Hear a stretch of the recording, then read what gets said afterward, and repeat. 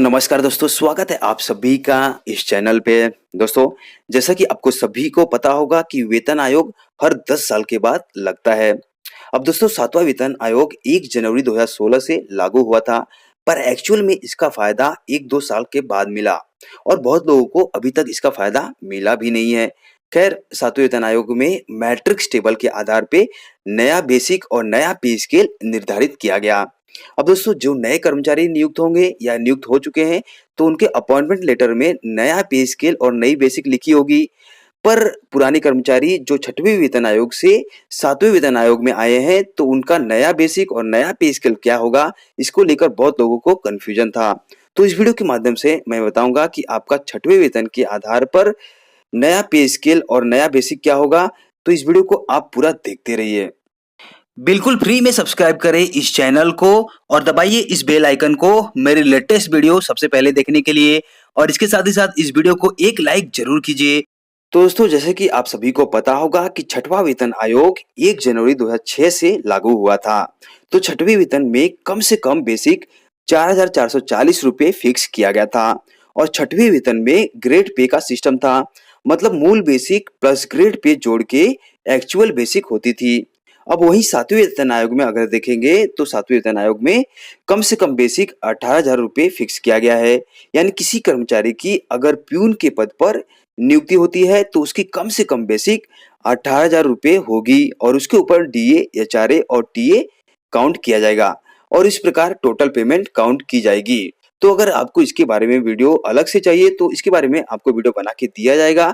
इसके लिए आपको केवल कमेंट में जाना है और नाइस इन्फॉर्मेशन लिखना है, तभी आपको ये वीडियो देखने को मिलेगी।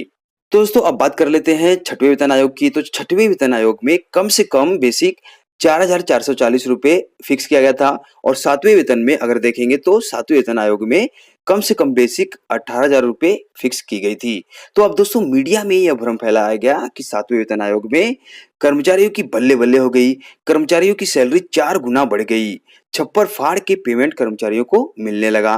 पर एक्चुअल में ऐसा कुछ भी नहीं हुआ था, क्योंकि 7वें वेतन आयोग में डीए को फ्रीज कर दिया गया था और जनवरी 2016 से 7वां वेतन आयोग लगा था, तब से डीए को 0% कर दिया गया था, जिससे ले दे के 7वें वेतन आयोग में मामूली सी बढ़ोतरी देखने को मिलेगी। क्योंकि 7वें वेतन आयोग में बेसिक तो ज्यादा हो गई, पर डीए 0% फिक्स किया गया। वहीं पे 6वें वेतन में बेसिक कम थी, पर डीए 140% से लेकर 150% तक था।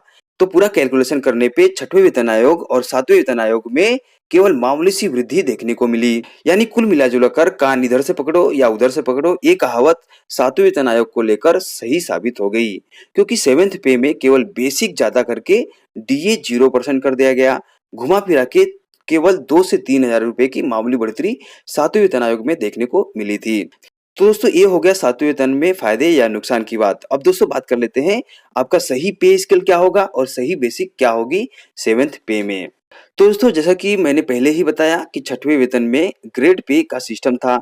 मतलब आपकी जो मूल बेसिक है, उसमें ग्रेड पे ऐड होगा, तब जाके एक्चुअल बेसिक काउंट की जाती थी।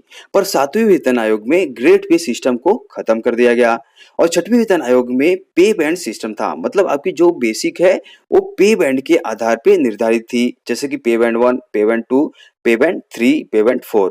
लेकिन 7वें वेतन आयोग में उसी को बदलकर लेवल नाम दिया गया, जैसे कि लेवल 1, लेवल 2, लेवल 3, लेवल 4। अब जो 6वें वेतन में जिसका पे बैंड 4,440 से लेकर 7,440 तक थी और 1,300 ग्रेड पे था, तो ऐसे लोगों का पे रिवाइज होके 7वें वेतन में 18,000 रुपए से लेकर 56,900 रुपए किया गया, जो आप यहाँ पे देख सकते हैं। मतलब मिनिमम बेसिक 7th पे में 18,000 रुपए निर्धारित किया गया और अधिकतम 56,900 रुपए किया गया, जिनका 6वें वेतन में 4,440 से लेकर 7,440 ग्रेड पे था। उसी प्रकार 6वें वेतन में जिनका पे स्केल 5200 से लेकर 20,200 तक था और 1800 ग्रेड पे था, तो ऐसे लोगों का 7th पे में फिक्सेशन होकर कम से कम पे स्केल 18,000 रुपए से लेकर 56,900 रुपए पे स्केल फिक्स किया गया। उसी प्रकार 6वें वेतन में जिनका पे स्केल 9,300 से लेकर 34,800 तक था और 4200 ग्रेड पे था, तो उनका 7वें वेतन में 35,400 रुपए से लेकर 1,12,400 रुपए पे स्केल पर बैठाया गया। मतलब अगर आप देखेंगे, तो 7वें वेतन में 2.57 फिटमेंट फैक्टर का यूज करके नया बेसिक निर्धारित किया गया। जैसे कि छठवें वेतन में किसी एम्प्लॉय की बेसिक 9,300 प्लस 4,200 ग्रेड पे है, तो इसको जोड़ा गया 9,300 प्लस 4,200 अब आया 13,500। अब इसमें 2.5 से गुणा किया गया, अब आया 35,000 के लगभग। तो इसी प्रकार आपका बेसिक और पे स्केल सातवें वेतन में निर्धारित किया गया। अब आपका सही बेसिक कैसे पता करेंगे, चलिए इसके बारे में भी देख लेते हैं। तो दोस्तों इसके लिए आपको 1 जनवरी 2016 की बेसिक आपको मालूम होनी चाहिए। 1 जनवरी 2016 की बेसिक में ग्रेड पे को जोड़ना है, जो भी आपकी ग्रेड पे होगी, और 1 जनवरी 2016 की बेसिक में उसको जोड़ देना है, और जो आएगा उसमें 2.5 से गुणा करना है, और जो अमाउंट आएगा उसको मैट्रिक्स टेबल में देखना है, और उसके ऊपर 4 इंक्रीमेंट आगे जाना है। 4 इंक्रीमेंट, क्योंकि जुलाई 2016 का पहला इंक्रीमेंट, जुलाई 2017 का दूसरा इंक्रीमेंट, जुलाई 2018 का तीसरा इंक्रीमेंट और जुलाई 2019 का चौथा इंक्रीमेंट। तो इस प्रकार से आपकी इस समय की एक्चुअल बेसिक आपको मालूम पड़ जाएगी। तो दोस्तों वीडियो काफी लंबा होते जा रहा है। अगर आपको इसके ऊपर डिटेल में वीडियो चाहिए कि आपकी बेसिक कैसे पता करेंगे मैट्रिक्स टेबल के आधार पे, तो मैं आपको डिटेल में वीडियो बना के दूंगा। इसके लिए आपको कमेंट में यस टाइप करनी पड़ेगी, तो आपको इसके ऊपर नया वीडियो डिटेल में मिल जाएगा।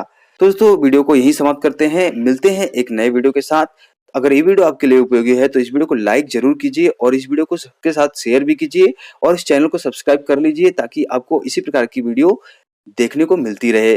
तो मिलते हैं एक नए वीडियो के साथ, तब तक के लिए बाय, थैंक यू।